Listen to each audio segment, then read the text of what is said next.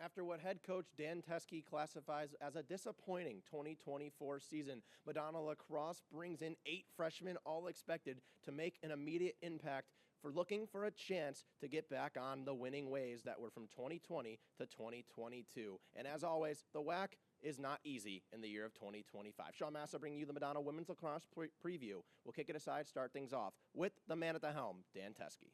To start things off with the head coach, Dan Teske. Coach, 9th year here at Madonna, you're 15th in the world of coaching lacrosse.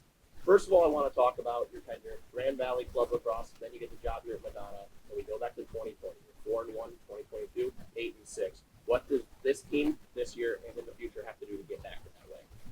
Yeah, just looking back into last year, it never felt like we were a bad team. I think we were just missing some of that team chemistry that maybe we didn't develop as much as we needed to.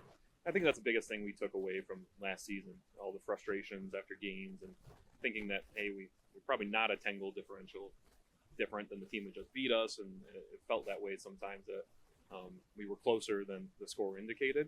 And just building some team chemistry. So that was our big off-season focus, is just getting to know each other better, like finding the rhythm in practice, more game-like scenarios where we're kind of building off each other's tendencies.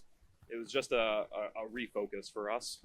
We have had a steady kind of positive outlook of our records throughout the past couple of years. So last year was disappointing for sure, but also a refocus point for us to come into this season with a new mindset, kind of refocus and grind that maybe we were missing last season. And then your leading scorer from last year, Mia Dyson, she graduates.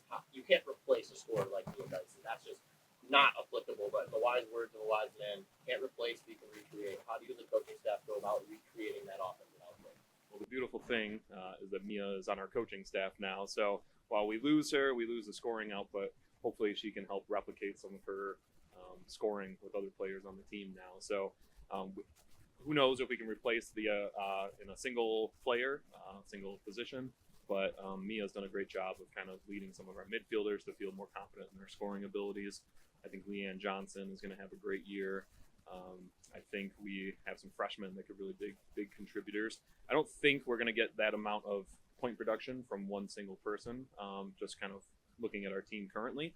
But I think there's a spot to have some disbursement with those goal differentials that we're going to be missing from Mia. And at the attack position, Sydney Pattinson is a senior. She's really fought some injuries the past couple seasons, but she is more than capable of putting up big numbers, and I think that's where we're going to get a lot of goals kind of coming this season.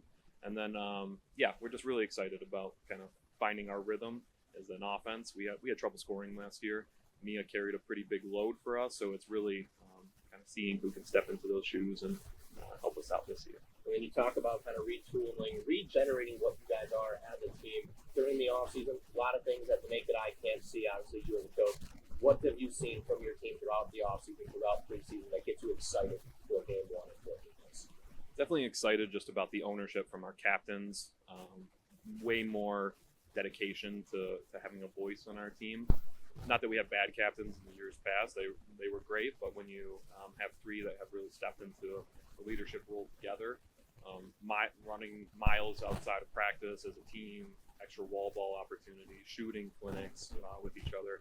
Just a dedication to getting better outside of our quote unquote required hours as a team. I think that is what is most exciting to me as a coach, right? When our team wants to be together outside of practice and they're finding ways and leadership opportunities to kind of drive those things themselves. It's been a bright spot for us. So I think there's a renewed energy around the program. We have a lot of new faces as well as some new members of the coaching staff. And it's just been a great opportunity for us to kind of get our feet back under us and kind of continue that upward trend that we were on in past years. And I want to throw you a bit of a curveball. We talked about the conference you guys are in, the Wolverine Athletic Conference. It's not for the weak to say the least on your schedule in conference play. You have Preseason goes to Marion, then you have ranked Lawrence Tech and Indiana Tech, as well as you're seeing life early on in the year. Kind of talk to me about how you as a coaching staff attack getting the team ready for those type of games where you know what talent you have on the other side. We like playing those teams. Like, we recruit that same mentality. So the WAC is that competitive conference. So we tell people, you're coming here, you're going to play really good NAIA lacrosse. Lawrence Tech obviously has been a consistent contender for national titles. they're a lot of fun to watch, but we love playing them at the same time. They're right down the road, so we recruit a lot of the same players, and they have always proved a good challenge for us. So Indiana Tech, Marion, those are just great competitors as well. Great thing about the Wolverine Hoosier Athletic Conference this year, I think, is there's just a lot of new faces on each team. So things that you were kind of planning on seeing there in the past years, players that were juniors and seniors, obviously they have completely new rosters this year. So it's a big shakeup, and I don't think we're the only ones that have a young team. So I think there will be some kind of parity in the conference this year. One more for you. I know it's another curveball, but you touched base on it. A pretty young team this year. You graduated a lot of seniors this year. Obviously, a brand new senior class this year, but talked about it before and just now. A lot of freshmen, very young team up and down the roster. How do you, as a coach, kind of attack that youth aspect of the roster and get the girls ready for game one? Kind of get rid of that grace period of transitioning from high school to college lacrosse. Yeah, we've had so many conversations this year as a team about needing everybody to kind of step into different positions, like bigger roles than maybe they thought they might have as a freshman. We're going to have freshmen that are starting at every single position and getting significant playing time. So really challenging them early on in practice. Carlos mentioned a lot of like the decision-making aspects and drills that he runs in practice. We do similar things. I think he goes a little bit more in depth than we do, but we definitely challenge our players to read and react, build lacrosse IQs. And it's not just go out and play, 77 for half a practice. So we've seen so much improvement from these newcomers on our team within the last couple months, and really challenging them to set the standard for what our team can be, right? So we spoke about those captains that have come in and set high standards in the off season and kind of outside of practice. And when you have captains doing that and pushing freshmen to step into bigger roles quickly, there's really no doubt in their heads can they handle it. Perfect. Thank you so much, Coach. That's the coaching side of things with head coach Dan Teskey. We'll kick it aside to on the field. We'll start with Willie McKee. We start off the on the field action with Willie McKee. Well, let's talk about your first 4 years here. This will be your 5th year here at Madonna, 5th year with head coach Dan Teskey. Kind of talk to me about what you've had throughout your career here at Madonna, and then the excitement it brings for now your 5th year here, the leadership it brings, getting ready on the field with the young team. The 4 years, it's been a lot of challenging but fun, a lot of memories created, a lot of trust relationships that we had to create with coach as well.